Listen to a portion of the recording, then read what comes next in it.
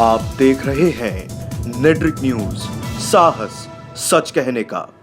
नमस्कार, मैं हूं आपके साथ प्रेरणा तलवार और आप देख रहे हैं नेट्रिक न्यूज।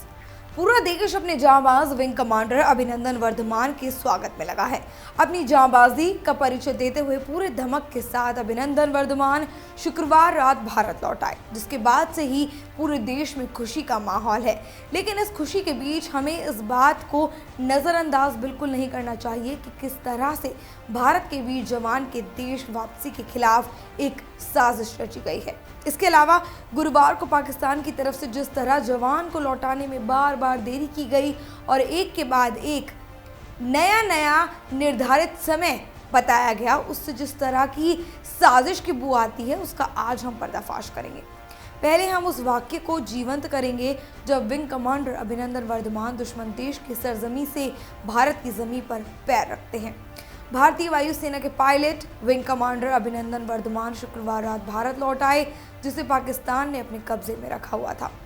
नीला कोट, ग्रे पैंट और सफ़ेद शर्ट पहने अभिनंदन सर ऊपर कर जिस तरह से अपने देश में दस्तक दे रहे थे, वो देखने लायक दृश्य था।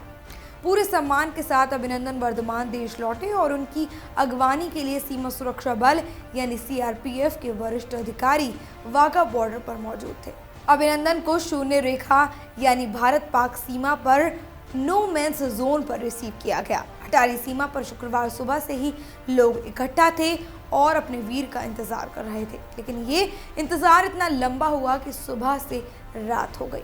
यहीं से पाकिस्तान की साजिश की बू आने लगी। इससे पहले पाकिस्तान की ओर से राजनीति के बहुत दांव पेच खेले गए, कूटनीति के तमाम वार पलटवार हुए, लेकिन पाकिस्तान को भारत ने जीतने नहीं दिया और आखिरकार अभिनंदन वर्धमान वतन लौट ही आए। अभिनंदन की वतन वापसी इतनी भी कठिन नहीं थी जितना कि पाकिस्तान ने उसे बना दिया था, क्योंकि पाकिस्तान ने उन्हें भारत भेजने से कई बार पहले समय बदलाव किया। इस बात से इनकार नहीं किया जा सकता कि पाकिस्तान बार बार समय बदलकर भारतीयों के उत्साह में कमी लाने की कोशिश कर रहा था और तो और चाहता था कि लोग बवाल करें, लेकिन हर एक भारतीय ने धैर्य बनाए रखा और पाकिस्तान की इस साजिश को नाकाम कर दिया। देश के हर एक नागरिक ने खुले दिल से अपने कमांडर का स्वागत किया। पहले साजिश जो उसने रची वो थी बीटिंग रिट्रीट समारोह।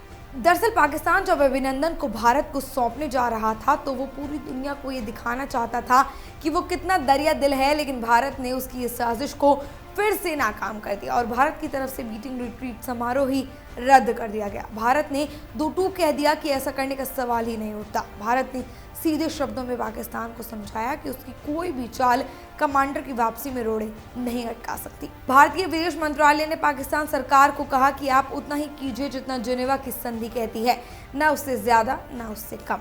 अंततः पाकिस्तान का ये चाल उन पे भारी पड़ गया और भारत की कही गई बात पाकिस्तान ने स्वीकार करी। आपको बता दें कि पाकिस्तान वैसे तो भारत के खिलाफ आतंकवादियों को पालता है, लेकिन दुनिया के सामने अच्छे बनने का नाटक भी जरूर करता है।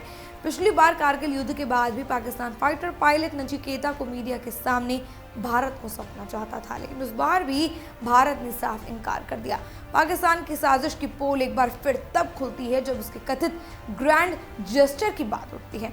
ग्रैंड जेस्चर पर तब और सवाल उठ गए जब पाकिस्तानी सरकार की ओर से जारी की गई एक प्रेस रिलीज में अभिनंदन को POW लिखा गया, लेकिन प्रेस रिलीज में कहीं जिक्र नहीं किया गया।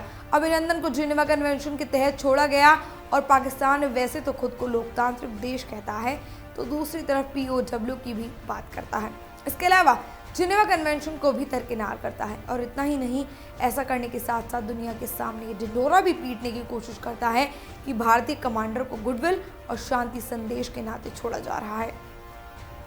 पाकिस्तान के इस एक फैसले ने दोनों देशों के बीच एक बड़े और नए विवाद को जन्म दे दिया। पाकिस्तान के एक और बड़े प्रपंच को भारत ने नाकाम कर दिया। दरअसल उसने अभिनंदन को भारत सौंपने से पहले एक वीडियो जारी किया जिसमें कई संपादित कट्स हैं। प्रेस रिलीज में POK लिखने के पीछे भी उसकी नापाक हरकतें अहम कारण हैं और पाकिस्तान जरूर चाहेगा कि अंतर्राष्ट्रीय अदालत में कुलभूषण जाधव के साथ अभिनंदन का जिक्र किया जाए, संयुक्त राष्ट्र में भी इसका जिक्र किया जाए। ऐसे हालात में इस बात का जवाब देना उसको पड़ेगा ही कि अगर अभिनंदन को आंख पर चोट लगी है तो क्यों, वीडियो क्यों बनाया गया। नियम कहता है कि अगर किसी दूसरे देश के सैनिक को पाकिस्तान ने अपने पास रखा है तो वो उसकी तस्वीर भी नहीं ले सकता, लेकिन उसने एक कदम आगे बढ़कर उसके वीडियो बनाए हैं। आपको बता दें कि ऐसी बातें भी सामने आ रही हैं कि वीडियो में जो दिख रहा है उसमें ये पता लगता है कि अभिनंदन सामान्य नहीं है, बल्कि उनके हाव भाव काफ़ी बदले हुए नजर आ रहे हैं। और अगर किसी भी तरह की बात सामने आती है तो ऐसे में इस बात को समझना होगा कि उसने अपना ही लॉस किया है। इसलिए तो पाकिस्तान ने आनन फानन में प्रेस रिलीज में अभिनंदन को POW लिखा, लेकिन पाकिस्तान ऐसा करके विश्व स्तर पर अपनी किरकिरी करवाएगा। पाकिस्तान अगर प्रेस रिलीज में POW लिख रहा है, इसका मतलब है कि वो इस लड़ाई को अंतर्राष्ट्रीय स्तर पर ले जाना चाहता है। तो फिलहाल के लिए इतना ही। देश और दुनिया की तमाम खबरों को जानने के लिए सब्सक्राइब कीजिए नेटवर्क न्यूज़ को। हमारे साथ जुड़े रहने के लिए हमारे YouTube चैनल को सब्सक्राइब करें, साथ ही बेल आइकन को दबाएं। नेटवर्क न्यूज की खबरें सबसे पहले देखने के लिए।